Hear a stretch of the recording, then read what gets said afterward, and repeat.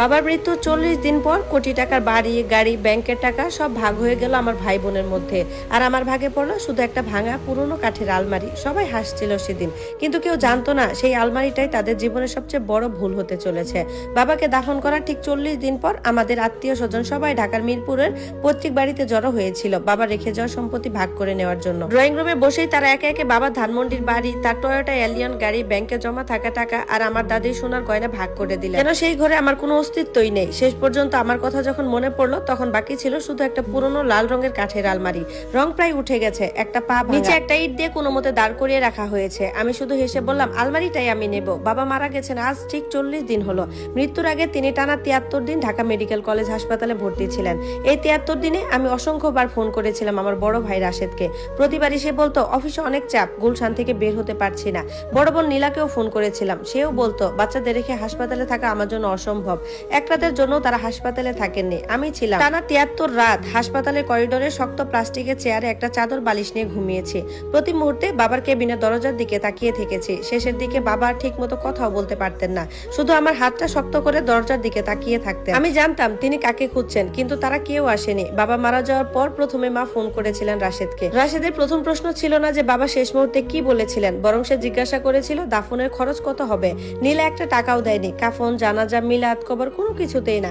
সব মিলিয়ে প্রায় 32 লাখ টাকা আমি নিজের সঞ্চয় থেকে খরচ করেছিলাম। বহু বছরের জমানো টাকা, প্রতিটি খরচ আমি একটা ছোট নোটবুকে লিখে রেখেছিলাম। কারো কাছে টাকা চাইবো বলে নয়, আমি জানতাম একদিন সবাই এমন অভিনয় করবে যেন কিছুই ঘটেনি। আর সেদিন ঠিক তাই হলো। সম্পত্তি ভাগ করার সময় কেউ একবারও বলল না যে কে বাবা চিকিৎসার সময় পাশে ছিল, কে দাফনের সব খরচ দিয়েছে, কে শেষ নিঃশ্বাস পর্যন্ত বাবার হাত ধরে বসেছিল। মা ড্রয়িং রুমের মাঝখানে একটা লোহার বাক্স রাখলেন, ভেতরে ছিলেন ধানমন্ডির বাড়ির দলিল, গাড়ির কাগজ, দুটি ব্যাংকের পাসবই আর দাদির সোনার গয়না। রাশেদ তার স্ত্রী তানিয়াকে নিয়ে এক পাশে বসে রইল। নীলা তার স্বামী সোহেলের পাশে দাঁড়িয়ে আছে। আমি পুরনো সোফার এক কোণে, যেখানে ছোটবেলা থেকে আমাকে বসানো হতো। মা বাক্স খুলে বললেন, রাশেদের সংসারে খরচ বেশি, বাড়িটা ওই পাবে। এক মুহূর্তেই বাবার কোটি টাকার বাড়ি ভাইয়ের নামে চলে গেল। রাশেদ শুধু মাথা নাড়ালো, যেন আগেই জানতো। এরপর মা গাড়ির কাগজ নীলার হাতে দিলেন, বললেন তোর বাচ্চাদের স্কুলে আনা নেওয়া করতে সুবিধা হবে। নীলা হাসলো। এরপর ব্যাংকের টাকা, 8,50,000 টাকা রাশেদের, 14 লাখ টাকা নীলার। এরপর দাদি সব গয়নাও নীলার হাতে তুলে দিলেন মা। আমি চুপচাপ বসে রইলাম। 2 কোটিরও বেশি টাকা সম্পত্তি মুহূর্তেই ভাগ হয়ে গেল। কেউ একবারও আমার নাম উচ্চারণ করলো না। শেষে মা আমার দিকে তাকালেন, ঘরের এক কোণে আঙ্গুল দেখিয়ে বলেন, ওইটাই তোর জন্য আছে। আমি তাকালাম। বাবা সেই পুরনো লাল আলমারি, রং উঠে গেছে, একটা পা ভাঙা, নিচে একটা ইট। তানিয়া ভাবি হেসে হেসে বললেন, ওটা নামাতে গিয়েই ভেঙে যাবে। নীলা মুখ বাঁকিয়ে বলল, ওটা বাসায় নিলে ঘরটাই নষ্ট লাগবে। মা সেই চেনার দৃষ্টিতে আমার দিকে তাকালেন। ছোটবেলা থেকে যখনই আমাকে কম কিছু দিয়ে বুঝিয়ে দিতে চাইতেন, ঠিক তখন এই চোখেই তাকাতেন। তিনি বললেন, তুই তো ছোট ছেলে, এত লোভ করিস না। লোভ? আমার হাসি পেল। রাশেদ সবসময় বাড়ির গর্ব ছিল, নীলা ছিল সবার আদরের মেয়ে, আর আমি সবসময় মানিয়ে নেওয়ার মানুষ। রাশেদের জন্য দামি কোচিং, নীলার জন্য নতুন নতুন জামা, আর আমি পড়েছি পুরনো বই কিনে। বিশ্ববিদ্যালয়ে পড়ার সময় টিউশনি করে নিজের খরচ চালিয়েছি। চাকরি পাওয়ার পর নিজের সঞ্চয় থেকে রাশেদকে ফ্ল্যাটের ডাউন পেমেন্টের জন্য টাকাও ধার দিয়েছিলাম। আজ 8 বছর হয়ে গেছে, একটা টাকাও ফেরত দেয়নি। যখনই প্রতিবাদ করেছি মা একই কথা বলতেন, পরিবারে কেউ হিসাব রাখে না। কিন্তু সেদিন আমি মনে মনে হিসাব করলাম, ধানমন্ডির বাড়ি রাশেদের, গাড়ি, টাকা আর গয়না নীলার, আর আমার ভাগে একটা ভাঙা আলমারি। আমি ধীরে ধীরে আলমারির কাছে গেলাম, হাতে ছুঁয়ে দেখলাম উঠে যাওয়া লাল রং। এই আলমারিটাকে আমি ছোটবেলা থেকেই চিনি। বাবার পাঞ্জাবি, পুরনো লুঙ্গি, কিছু যন্ত্রপাতি, পুরনো খবরের কাগজ, সবকিছু এখানেই থাকতো। ছোট ছোট কিছু বাক্সও ছিল, যেগুলো কেউ কখনো খুলেও দেখেনি। আমি নিচু হয়ে ভাঙা পায়ের নিচের ইটটা সরিয়ে দিলাম। আলমারিটা কেঁপে উঠলো। আমার চাচা কামাল, যিনি এতক্ষণ চুপচাপ ছিলেন, কপাল কুঁচকালেন। নীলা তখনও ফোন স্ক্রল করছে। তানিয়া আবারও হেসে উঠলো। আমি তখনই মায়ের দিকে তাকাতেই মা থমকে গেল। এক মুহূর্তের জন্য তার মুখের অভিব্যক্তি বদলে গেল। সেটা বিরক্তি ছিল না, রাগও ছিল না, ওটা ছিল ভয়। ঠিক তখনই আমি বুঝে গেলাম এই আলমারির সঙ্গে এমন কিছু জড়িয়ে আছে যা মা কোনোভাবেই চান না যে আমি জানতে পারি। আমি সোজা হয়ে দাঁড়ালাম। ঘরের সবাইকে একবার দেখে শান্ত গলায় বললাম, ঠিক আছে, আলমারিটাই আমি নেব। কেউ আমাকে সাহায্য করতেও এগিয়ে এলো না। রাশেদ নিশ্চিন্তে চা খেতে লাগলো। নীলা আবার ফোন করতে ব্যস্ত হয়ে গেল, আর আমার মা বারান্দায় দাঁড়িয়ে চুপচাপ আমার দিকে তাকিয়ে রইলেন। আমি আর কামাল চাচা মিলে আলমারিটা নিচে নামিয়ে ভাড়া করা পিকআপে তুললাম। পুরো সময় মা বারান্দায় দাঁড়িয়ে ছিলেন। তার চোখে ছিল এক অদ্ভুত আতঙ্ক, যেন তিনি মনে মনে চাইছিলেন আমি সিদ্ধান্তটা বদলে ফেলি। কিন্তু আমি বদলাইনি, কারণ অনেক সময় যেটাকে সবাই মূল্যহীন মনে করে সেটাই হয়ে ওঠে সবচেয়ে মূল্যবান উত্তরাধিকার।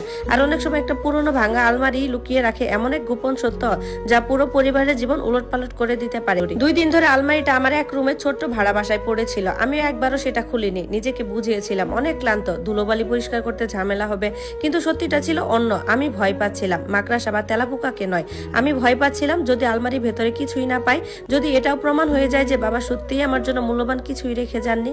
তৃতীয় দিনে সন্ধ্যায় অফিস থেকে ফিরে শার্ট খুলে আলমারির সামনে দাঁড়ালাম। আমি একটা মোবাইল ফোন কোম্পানি মার্কেটিং বিভাগে চাকরি করি। সারাদিনের ক্লান্তি নিয়ে বাসায় ফিরলেও সেদিন আর নিজেকে আটকাতে পারলাম না। আমার ছোট্ট ড্রয়িং রুমে আলমারিটাকে আরো বেশি করুণ লাগছিল। লাল রং প্রায় পুরোপুরি উঠে গেছে, ভেতরে ফ্যাকাশে কাঠ দেখা যাচ্ছে, ভাঙা পায়ের নিচে সেই ইটটা এখনো রাখা আছে। দরজাগুলো ঠিক মতো বন্ধ হতো না। আমি হাত বাড়িয়ে হাতলটা ধরলাম। অদ্ভুতভাবে কাঠটা উষ্ণ লাগছিল। ধীরে ধীরে দরজা খুললাম, কড়মড় শব্দ তুলে দরজাটা খুলে গেল। ভেতরে ঠিক যেভাবে মনে ছিল, বাবার 3টি পুরনো পাঞ্জাবি ঝুলছে, বহু বছরের ব্যবহার, তবুও যেন এখনো বাবার পরিচিত আতরে গন্ধ লেগে আছে। আমার চোখের সামনে ভেসে উঠলো প্রতি শুক্রবার দুপুরে বাবা ড্রয়িং রুমে বসে টেলিভিশনে খবর দেখছেন। নিচের তাকে সুন্দর করে ভাঁজ করে রাখা ছিল তার পুরনো চেক শার্টগুলো, যেগুলো পরে তিনি একসময় গাবতলির ওয়ার্কশপে কাজ করতেন। অবসরের পরেও মাঝে মধ্যে সেগুলো পরতেন। আমি একে একে সব কাপড় বের করতে শুরু করলাম। একটা, দুটো, তিনটা সব মেঝেতে রেখে দিলাম। তার নিচে ছিল অনেকগুলো পুরনো সংবাদপত্র, প্রথম আলো, ইত্তেফাক, কালের কণ্ঠ, কিছু পত্রিকার তারিখ দেখে অবাক হয়ে গেলাম। 20 বছরেরও পুরনো। আমি ধীরে ধীরে সেগুলো সরিয়ে রাখলাম। তখনই চোখে পড়লো পেছনের দিকে লুকিয়ে রাখা 5টি ছোট বাক্স, জুতার বাক্স, যেন ইচ্ছা করেই কেউ সেগুলো আড়াল করে রেখেছিল। প্রথম বাক্সটা হাতে নিলাম, হালকা খুলতে দেখি বাবার পুরনো রেঞ্জ, স্ক্রুড্রাইভার, হাতুড়িয়া, নানান যন্ত্রপাতি। মরিচা পড়ে গেছে, তবু এগুলো চিনতে ভুল হলো না। সেই যন্ত্রপাতি দিয়েই বাবা একসময় মানুষের গাড়ি মেরামত করতেন, অনেকের কাছ থেকে টাকা নিতেন না। এই হাতিয়ারগুলোই আমাদের সংসার চালিয়েছে কঠিন সময়ে। আমার অজান্তেই ঠোঁটে হাসি ফুটে উঠলো। বাক্সটা পাশে রাখলাম। দ্বিতীয় বাক্সটা তুলতে বুঝলাম এটা ভারী। খুলতেই আমি স্তব্ধ। অসংখ্য ছবি, সাদা কালো, রঙিন, অনেক পুরনো। বাবার তরুণ বয়সের ছবি, মায়ের হাসি মাখা মুখ, বড় ভাই রাশেদ ছোট্ট শিশু, বড় বোন নীলা হাঁটতে শিখেছে, আর আমি বাবার কোলে বসে আছি। এই ছবিগুলো আমি কোনোদিন দেখিনি। মা সবসময় বলতেন বাসা বদলানোর সময় সব ছবি হারিয়ে গেছে। তাহলে এগুলো এখানে এলো কিভাবে? একটা জুতার বাক্সে, সেই আলমারির ভেতরে, যেটা কেউ নিতে চায়নি। গল্পের দ্বিতীয় পার্ট পেতে চ্যানেলটা সাবস্ক্রাইব করে রাখুন।